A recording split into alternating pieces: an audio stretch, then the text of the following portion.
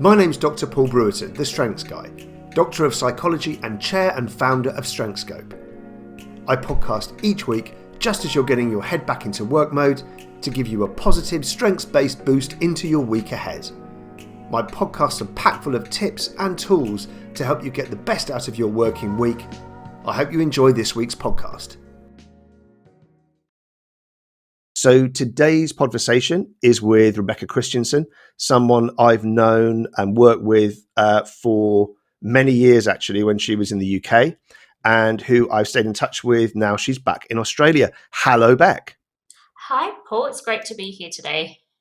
Thank you for joining us. I really appreciate you taking the time and joining us so late in the day, because it's what time? Your time? It's 7:20 p.m. over Wow. here in Ausland. Yeah. Yeah, and here it's like 8:50 a.m. So I'm waking up. I don't know if you're kind of starting to want to just have an evening, but anyway, thank you for making it happen.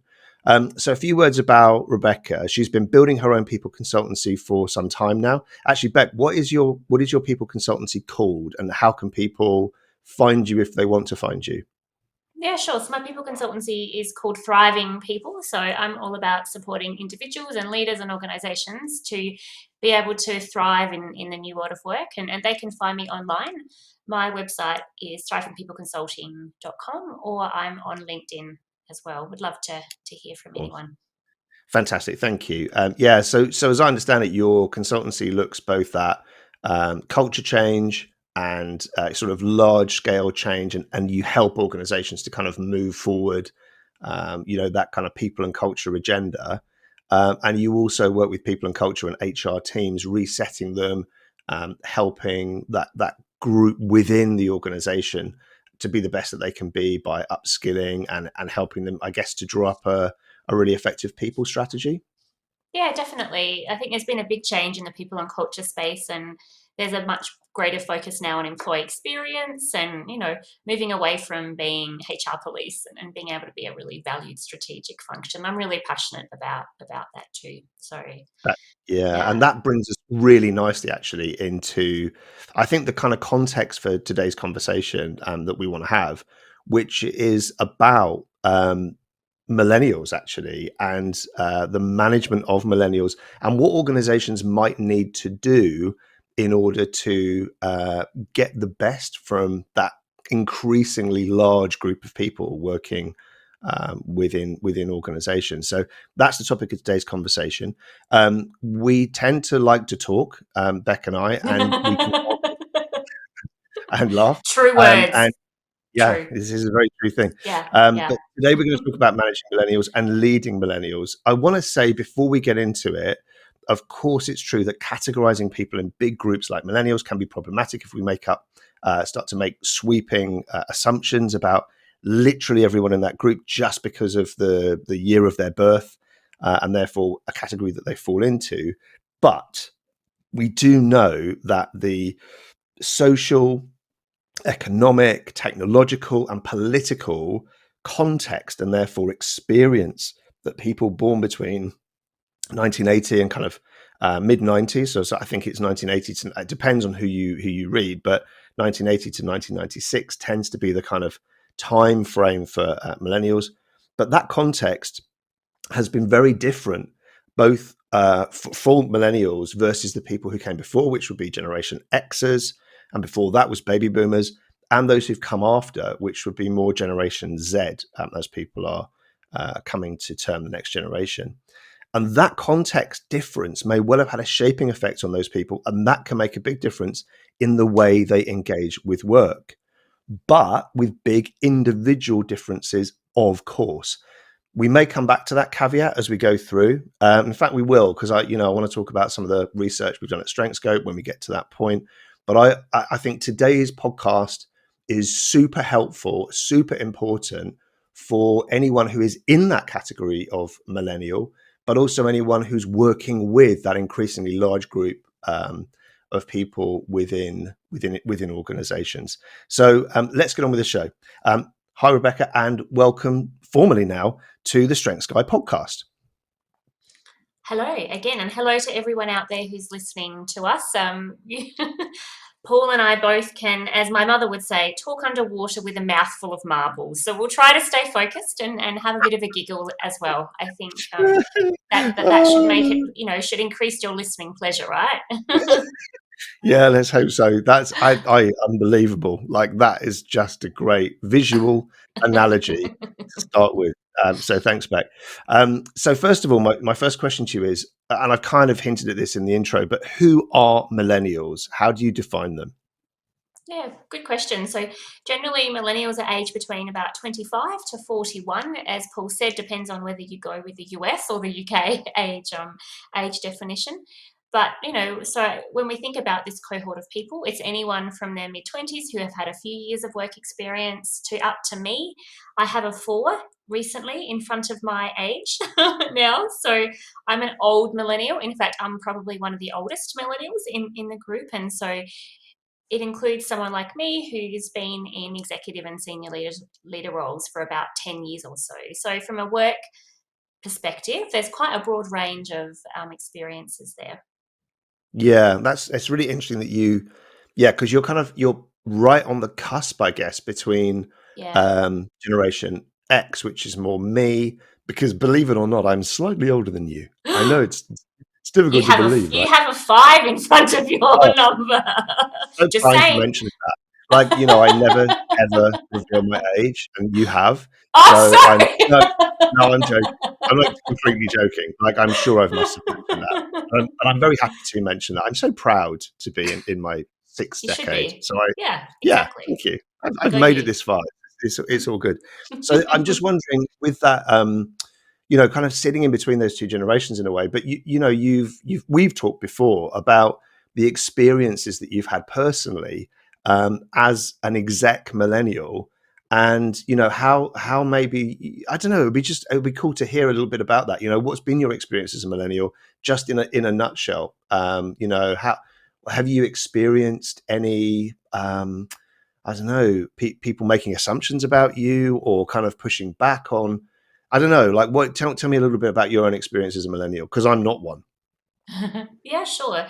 So, I mean, I was really fortunate to be reporting to an executive from my from early 30s. So I have been in senior roles quite young and had such a broad range of experiences with how people have collaborated with me or not, should we should Yeah. we say? So I've worked with a lot of really amazing people who really didn't care about my age or my gender. I've worked in quite a few male-dominated sectors as well, where I was often the only female in the room at the senior table. Or Mhm. if we were thinking about kind of top 100 leaders in an organization, I've often been the only female. Sorry, as far as the 1 in 10 females, there's maybe been 10 of us Mm. women, and then a rest have been men. So that's broadly been my experience where I've been in a minority, and definitely have had some great people, but also have had age discrimination, people asking me how old I am, asking why I'm in roles that I am, Wow. being really surprised. I have Yeah. great skin as well, Paul. So I do look a little bit younger, I'm told, than what I actually am. So I think some people might have thought I was like in my 20s when I was in quite senior Mm. roles. That have been discriminated against. I have had people behave, really inappropriately because I think they thought, oh, she's a young girl and she's petite. Like we can push her around. Mm. But yeah, it's been an interesting experience, and it's definitely helped me develop a really strong sense of self. And having a strong network has been really important as well to be able to maintain my personal effectiveness. And yeah, I hope that's helpful. Thank you. Yeah, massively, and thank you for sharing that. This sounds like some kind of rough, unexpected, unnecessary stuff in there. Some of those experiences sound like they've been pretty challenging, and I guess we'll come on more to that when we talk about the workplace and we talk about millennials as well. But thank you for sharing that personal story. I want to talk now more about millennials as a whole group. So why do you feel it's important to be having this conversation on millennials and managing millennials and how we organize the workplace and the workspace to accommodate them? Why now? Why have the conversation now? That's a really good question, and I get asked that a lot. And millennials now comprise of approximately 30 to 40% of a workforce. So again, it just depends across different sectors, and depending which research you read, will be approximately 60 to 70% of the workforce in the next 10 years. So in say Yeah, wow. 2030. So our voice is just only going to it's only going to get louder. And I think it's important is because there can sometimes still be a bit of a disconnect between generations in the workplace. And having been in a senior people and culture role, I end up being in the middle between issues or challenges between leaders and their teams. Mm, Um, and I think there's a frustration both ends. So from some senior leaders who perhaps aren't millennials. So obviously millennials are in senior leadership positions, but there are people in senior leadership roles who have had some frustration with their millennial employees, thinking they're impatient and self-focused, and mhm, but there's a lot of frustration from millennials as well, looking up the pipeline in an organization too, not feeling like their strengths and capabilities are being fully utilized, and wanting to drive change much more quickly. And so I think this conversation is important because I can see the tension that still happens in the workplaces mm. at the moment. Yeah, thank you. That's really useful. There's a couple of things I'd like to kind of follow up on there. The first is I read an article that you wrote. I believe that's available online. Is it the article where you were talking about pretty much that exact topic? Expectation mismatch between Yeah. organizations and senior leaders and millennials. Is that available for people? Is that on your website, maybe? Yeah, it's on LinkedIn, so it's one of my featured articles on my Okay. LinkedIn page. So you Okay. can Cool. click on that and have a Yeah. read if you like. Yeah, and we'll put that out actually when the podcast goes out, so that there's a link to that article kind of contained in the intro piece as well. Awesome. Now we're on that, let's talk about it in a bit more depth. So, how do you feel the work expectations of millennials are different from those of other generations? You described that kind of mismatch brilliantly there. So, what is it that millennials expect from work? Yeah, I think there's four main differences. I think that really highlight some of the differences that millennials think. So one is around they just have really high expectations of organisations and leaders. So they're Hmm. very values focused as a group as well, Hmm. and also think driving change and is really important. And they voice their views on what they think leaders should be doing or an organisation should be doing, really confidently and really frequently. And I've been in lots of town hall meetings and had some younger people ask some awesome questions, questions that Mm, people wouldn't always consider asking a CE in front of like 3 or 4 thousand people or something, but they're really able to get to the nub of what they think the issues are with the business. So they're super honest. That's mm, the first one. mhm, One of the second differences is they have a really strong loyalty to self.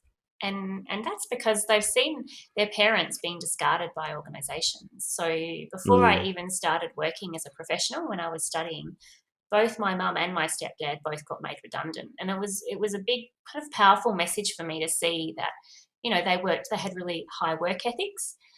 mm, And so it was hard to see them being let go, and that was just through mm. organizational change. So it really helped me think, oh, I've got to look after myself because organizations are going to make decisions in their own best interests. So that has driven my own focus as a millennial to look after my own career first. That's amazing. What an insight. So that I guess it probably came along the same time as increasing instability, maybe in economically or whatever. It Yeah, led to I don't know more mass redundancies and organizations just kind of shifting in the way that they started to treat people.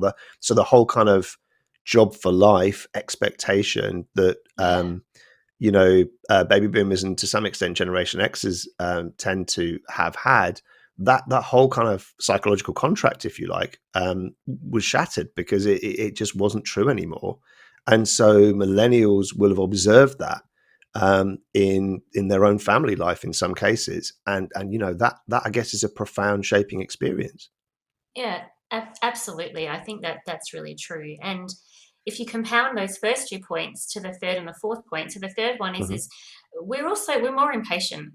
I put it more more diplomatically by saying, we have shorter timelines against what we want when we want things delivered or when we want changes made. So Right. we are impatient. That instant gratification is definitely something that's more prevalent in the group. And the fourth one is we do back ourselves, and so we're confident to move if we're not happy, if we don't feel like our strengths and experiences are being utilized in an organization, if we don't feel like our leader cares about us as a person, and helps us develop, then we think, well, I've got a lot to offer. I'm going to go find someone else who more appreciates that. And so if you put the last two together, it just kind of compounds these behavioral traits that we end up seeing, which is much Mm. shorter tenures in organizations. So on average, the tenure of a 30-something-year-old is under 3 years. And if you look at that compared to a 50-year-old, it's 10.1 years. So there's, definitely a difference in how Wow. people feel about working somewhere. Yeah, and I guess that makes a difference then to how to best manage, lead, engage, and what to expect from someone coming into the organization. And I actually remember talking to a colleague a while back who was saying in their particular organization, which was actually flush with millennials and probably Gen Zers as well. Yeah. He was saying we're kind of happy if we have a year with somebody staying with us. And we know that that's just how it is. And I think there were some cultural issues there as well, which led to quite high attrition rates. But I think there needs to be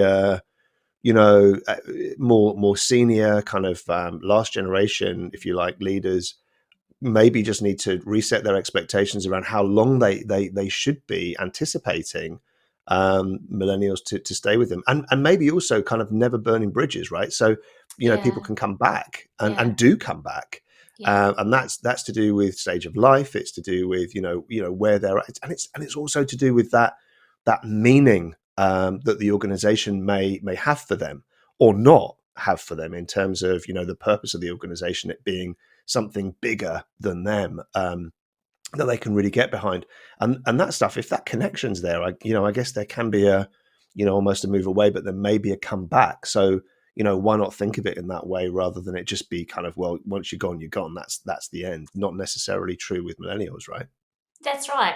And I think there's some leaders that think, well, if I'm going to hire someone around that age, they're not going to stay very long, so I'm not going to develop them whilst they're there, which is perhaps a short-term view. And yes, that person might only stay with you a few years, but their contributions generally will be quite high if you steer them in the right direction. Able to capitalize on their strengths, give them meaningful work, which is what's really important for them because they want to be making a contribution and having clear Mm-hmm. purpose. There's great ways to engage them. You can get a lot from their energy to drive change and use technology to drive automation. I mean, they're able to help us move more quickly towards the new world of work, which I think is a Mm-hmm. really exciting opportunity for organizations if you see it like that. But again, it depends on your Mm. mindset, doesn't it? Okay, so Beck, I'm listening to all of that, um, fantastic kind of explanation, description of millennials and the context of millennials being different. Um, I I'm also conscious that we were talking, or you mentioned their strengths a couple of times, and I think it's an important conversation to be having, or part of the conversation to be having. This expectation. If I'm a millennial, I expect my strengths will be understood by my employer. I expect that I'm going to have work that allows me to play to my strengths. And let's come back to that. But I also wanted to talk about millennials as a group and a piece of research that we did at StrengthsCope about 3 or 4 years ago, which threw up some really interesting findings. We were looking at, it was about 50,000 employees that we had in this data set that we were looking at. And we were interested in average differences in the different 24 StrengthsCope strengths across groups based on ethnic background, gender, but also generation. We looked at age and we could categorize people broadly into, generational differences or just generational groups. And what we found is that there were no differences on average in the strength set of any of those groups. So it doesn't matter, what your ethnic background, it doesn't matter what your gender is, it doesn't matter which generation you're from, your underlying strength set on average is the same. There are no statistically significant differences in strength scope strengths across any of those groups. So that suggests to me that evolution takes a while. If we're genuinely going to see like actual underlying shifts in the strengths of human beings, maybe it's going to take longer for that context to, make a difference. So if there are no statistical strength differences as a group between millennials and Gen Xers and Gen Zers, that's one thing, and I guess in a way that's kind of reassuring. We're all the same, and within those groups, of course, we're all radically different. And I guess that's the other part to explore a little bit. So, maybe we can talk about this a little bit, because you've mentioned around the employee experience and that expectation that millennials have around more of an individuated employee experience. And I guess strengths can have an impact there, because if you do understand an individual strengths better, you can help them to craft their role more around those strengths. Then that is going to help them feel that they're understood, valued, appreciated, and that they can contribute better using their strengths. So let me ask you a question around that. So tell me about the employee experience approach, because that's now gaining more currency in terms of engaging and developing millennials. What is it? And I know we've talked about this before. So how have you used EX, employee experience principles, to co-design people solutions, people strategies in the workplace? That's a really great question. And what I love about employee experience is that it's, proudly stealing principles from customer experience and applying them to employees. So essentially, EX is treating your employees like important customers. So it's understanding their needs and their wants. It's Mm-hmm. segmenting them into groups. And there are, as you said, there are, individual differences within groups. But then it's being able to just, design bespoke people solutions to be able to meet their needs. Mm-hmm. And I've had some really great examples of using EX experiences and really engaging, particularly this cohort of people. Mm-hmm. So I've worked with a couple of organisations to design and deliver leadership capability programs, particularly for millennials. And I'm working with one organisation. And so we co-designed the leadership program. So instead of actually the people team spending all this time with an external consultant, designing and doing a bit of a learning needs analysis themselves, maybe speaking to some senior leaders about what they think a particular cohort of leaders might need to, Mm-hmm. go from good to great on. We actually went and asked the audience, the learning participants who would be attending these programs, what they wanted to get better at. And then we went and asked their direct reports what they wanted their leaders to get better at.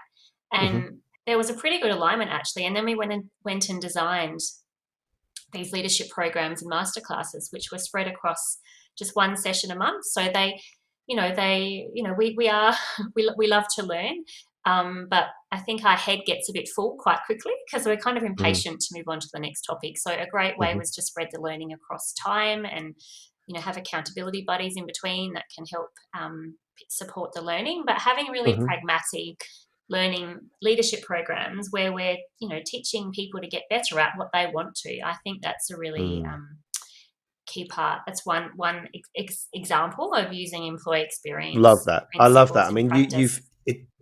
it's a great example, because by including and involving and consulting with that whole group, you've created that sense of ownership. Like that's created Exactly. meaning. It's Yeah. meant you're listening to me, actually, and I'm a driver of my own development in this organization, which, as you said earlier, is super important. If you're committed more to yourself and your own self development than you are to the organization, because you kind of need to be thinking about career management from a personal point of view rather than expecting the organization to do it, then that's a great way of crafting the kind of learning and development offer to better towards millennials. Just include, involve, listen to, hear, and respond. Right.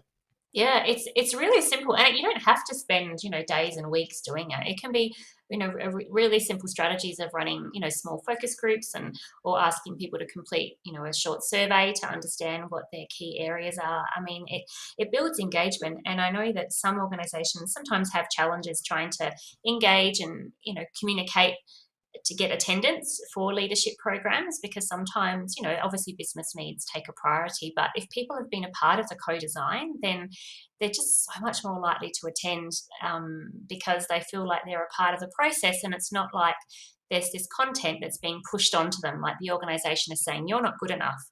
Basically, instead you're saying we want to help you get better, we want to help you get from good to great, and so what do we need to do to support your development? It's just such a different conversation to Yeah, I be love having that. with that group. Right. It's a real, yeah, it's a kind of real flip of focus, and like it's going to be challenging, that I think, for some people who are used to a more kind of traditional top down approach, but so much more effective and necessary, actually, as we kind of move more into more millennials being part of the workforce. Okay, I'm conscious of your time, and I've got a couple more questions that I'd really like to get your view on. So let's change the focus now and think about advice that you might be able to give to people who are millennials. So if you're wanting to be more effective within that organizational context, which we've said is taking a while to catch up, is a little bit maybe more conservative than the millennial would expect. So what are the watch outs? What are the development areas? What are the things that millennials could usefully work on generally as a cohort, in order to get the most from organizational life? Yeah, it's a great question, and something I said I get asked quite a lot, especially by millennials. What do you think, Beck? That how do I become more effective so I can progress my career? Because we're all pretty super ambitious, right? So we want to Mm, we want to know how to get to the next role. So there are 5 key areas that I think are really important. The first one is foundational, which is about knowing thyself, and that's around emotional intelligence. And mhm, depending on your age, we're still learning about ourselves because we are younger, we're earlier on in our careers. So really mhm, understanding strengths, understanding when to dial them up and dial down, when your strengths can be in overdrive. And mm, sometimes we get a lot of feedback about, wow, you're really great at this. And sometimes we turn the intensity up too high because we're still learning about how we apply that strength in practice. right. Um, and being able to develop that self-control and self-awareness in the moment, I think, is really important to Mhm. understand your impact on others and to be able to increase Yeah. your effectiveness. Yeah, so you talked about that town hall example earlier, where someone might, from a millennial group might speak up in front of dozens, hundreds, however many people there are in the organization, Thousands and I get sometimes. right, and I guess that can be really effective, but it needs a bit of consciousness, and maybe a little bit of diplomacy, in order to land as you would want it to land. It's almost like it's what are we talking about here? It's like refinement rather than not doing of that. It's kind of it's Yes. going, yeah, say it, but just kind of do it with a little bit of consciousness of your context and the people who are in the room, maybe. Yeah, definitely. And that leads on to the second point, which is what I call organizational savvy. And it's this kind of balance of knowing your values and not wanting to compromise on them, but also just being practical to understand that you fit within a bigger system and you're not always Mm, going to have the context around why organizational decisions are being made. And instead of kind of fighting the system. So I see what I call sometimes activism behaviors mhm, in some of my own cohort, where people are kind of fighting the organization around change, or they don't want to play the politics because they feel like they're compromising too much on what they believe. And I think this kind of moral code is a really strong part. I'm not saying the other generations don't have that at all, but mm, this millennials are much more socially conscious, and mm, from a D&I perspective, they don't need to always have all these programs implemented because they're just much more accepting of differences and diversity. So they've got these really great values, and it's just being able to balance them with realism as well, and not to feel like mhm, you're actually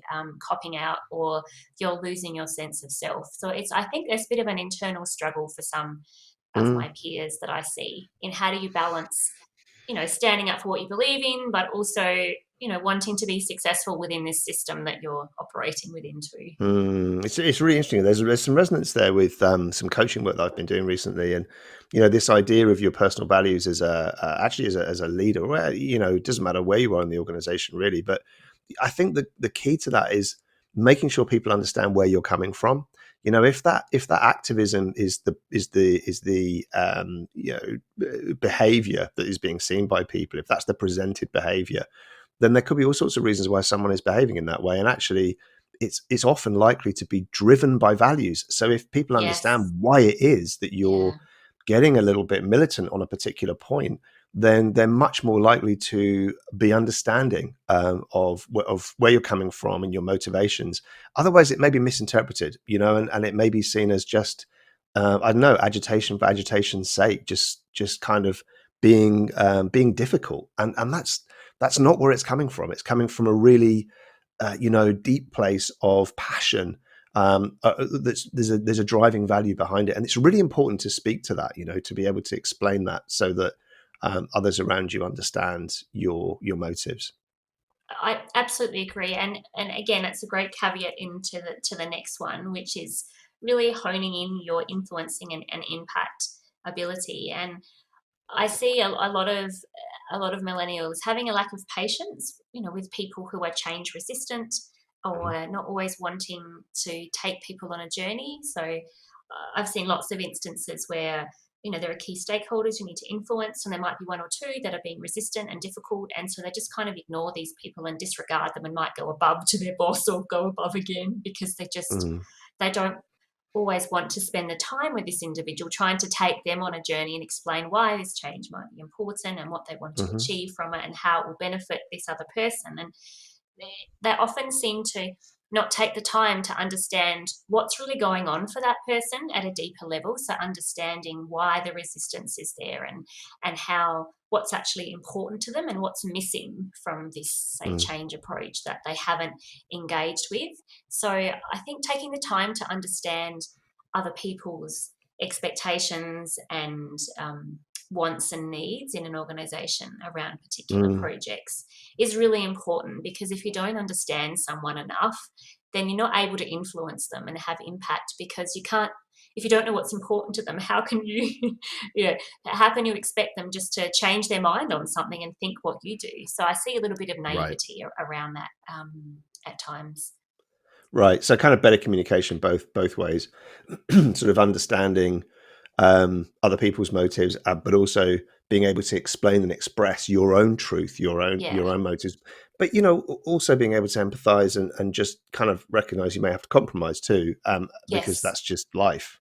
Well, and the only way you learn about what's important to other people in an organizational context is by listening and asking questions. And I think we've Mm, just got really terrible at listening, as mm, kind of broadly in organizations. I think because of stress and the pace that we end up wanting to run to decisions and not taking the time to really mm, listen and ask great questions to understand someone mm, deeper. So I think listening is a really strong skill that can't be underestimated. mhm, mhm, And just like I'll quickly go over the last two. Kind of the next one's a nice caveat, which I've really mentioned before, which is around kind of patience and kind of focus. So Simon Sinek has got a great, really interesting video around millennials that kind of went viral a few years ago. And he said that mm, anything true and meaningful in life takes time and patience and focus. And so I think that is a real challenge. I know it's been a challenge for me at times through my life to be able to not just get distracted by the next cool thing, the next mhm, great mhm, opportunity, the next great job. So being able to be a bit more focused at times, I think, and be able to be in something kind of for the long haul, mm. and see the benefits that can come from that, I think is really important. And Yeah. that kind of leads on to the last point, which is, a lot of millennials tend to undervalue role consolidation. And so, Mhm, they mhm, tend to want to change roles quite quickly. After a year, they're looking for the next role. And so, there's a lot of learning that you get when you start nailing a role, when you can actually start coaching people in your team and getting involved in more broader projects. But we kind of love the learning curve when you're in a new role, like the stress and the energy you get from being a sponge. And I've worked in quite a few organizations where, someone said to me, "Oh, Rebecca, I've been in a role 12 months. Like, what's my next role?" Right. So Yeah, absolutely.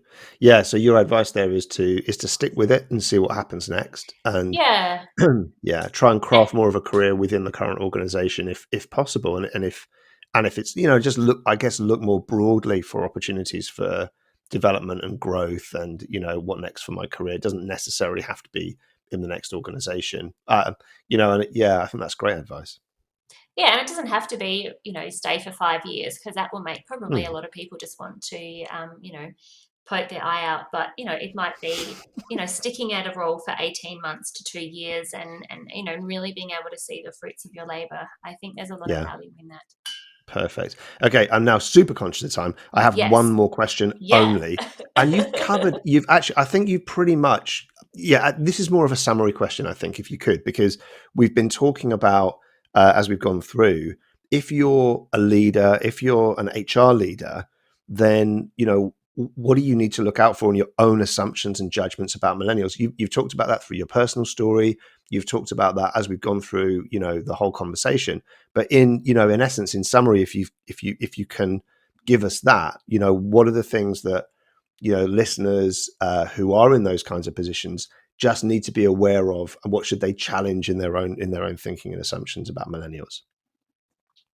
I think this is a really important question, because I think there's kind of a mindset shift that, might be important for some people to make. So if we think about some of the criticisms that millennials might get, which is they're too relaxed, they're not corporate enough, if we actually flip that on its head, actually this group of people want to work in an authentic workplace, somewhere that's natural and somewhere that's fun, and they feel like they can bring their whole real person to work. So, it's not that they're too relaxed or not corporate, but they kind of reject some of the corporate facade that's quite common still in lots of organizations, where people bring their work Mm, version to self. Like, it's not real. It's it's like a cardboard cutout of yourself. So hmm that's one thing I think that people can flip. The hmm the other mindset that I see a lot of people bring is they make judgments about them being lazy and not wanting to work long hours. And actually, if you flip that around, they actually really value work life balance, and they don't want to sacrifice their mental health for work. And they also have a varied amount of interests outside of work as well. And they want to maintain that energy to be able to do those activities as well. mm, And not, so they just tend to demonstrate a lot less of the workaholism behaviors that we saw a lot of in Gen X's. mm. Yeah, that's really, yeah, and I guess presenteeism as well. Just being there, and for the sake of Yeah. it, and that really resonates. I mean, we have as we speak, 25, 26 people currently employed at StrengthScope, and the great majority of those people are millennials, and we're in lockdown 3.0 here in the UK, and the team is working primarily from home. But even when we're all in the office, and hopefully we get back to do that someday, who knows? But Fingers I hope crossed. so. Yes. Very, yeah, we're still paying rent on that property. Maybe Yeah. reduced, but we would like to get back there sometime, and it'd be really nice. Absolutely. All right, we only had like a month in there, and then Oh, no. as a new office, and then that was it. We had to lock it up and go home. But that everyone in the team is, and we do have a people lead, even though we're only sort of 20 something people. We're all of us very conscious of the importance of mental health, the importance of well-being, and building Mm. that into every day, and encouraging each other to do that, to make sure that we do stay energized. But man, this team works hard, really hard. Yeah. Like the energy and the output is astonishing. And I'm not Yeah. saying that that's every organization that employs millennials, but I know that's from a personal experience point of view. I can see that, and it's not necessarily work hard, play hard. It's kind of just sprint in order to get things done, and then re-energize, refresh. In fact, it's a really smart, super smart, actually, way of working. For many people, everyone's different, but I certainly see that pattern happening within my company. Yeah. I think it's a great I guess, a great challenge to the way that we live our working life and what we prioritize and what we don't. It doesn't mean they're not committed, but just because they might not want to work 12-hour days often, or even 10-hour days, it doesn't mean they're not committed. They just have a broader, wider life that they want to be able to live. Yeah, and Yeah. that's okay, right? And I think that's the difference. It's like, Yeah. no, it's okay. It's okay to talk about that. It's okay to want to have that, and it's okay to, move towards that unapologetically. And I think it's really important that organizations can accommodate. And I think that is happening more, but Agreed. there's certainly It really more is. work to do. Yeah, Okay, great. definitely. We gotta wrap it up. I want to say there's a couple of things I want to say. First of all, massive thank you. Those insights were so helpful. We've talked about the paper that you wrote that's available on LinkedIn. Yeah. I think some of what you've said is summarized on there, but having a conversation with you about it has really brought that to life. So thank you first of all for giving your time today. The second thing is just to remind people, if they want to get in touch with you, what were the ways that you recommended? Yeah, sure. So you can email me on LinkedIn, or you can look up my Thriving People Consulting website, which is thrivingpeopleconsulting.com, or email me at rebecca@thrivingpeopleconsulting.com. Fantastic, So thank take you. your pick. It's been great to chat to you, Paul. Thank you. I Yeah, always, it's been. always love our conversations, and we've been fairly restrained for us, really, haven't we? We really have. We've been we've been quite serious and somber, you know, I and really that kind of that we're being authentic us, but it's like authentic podcast us. But, but I And think we're next really time. trying really hard not to interrupt each other, because we're always interrupting each other. Yeah, that's true. That's true. And actually, there's a little bit of a lag on this. So excuse us if it looked like we were doing that too much. It's because of the time lag. 100%. It was nothing to Yeah. do with it. But we do tend we build and build and build and build. I'm conscious we've kind of scratched the surface on some of this stuff. We haven't gone into any depth really around if you're a leader or a manager and you're a millennial, what are the things that you would need? I mean, some of that we've kind of covered a little bit, but I would love to come back to that as a separate topic at some point. Would you be up for that? Oh, absolutely. Of course. Yeah, absolutely. I don't think there's enough people, people in their 20s and 30s talking about what it's like to be in senior roles. It's awesome and it's challenging too.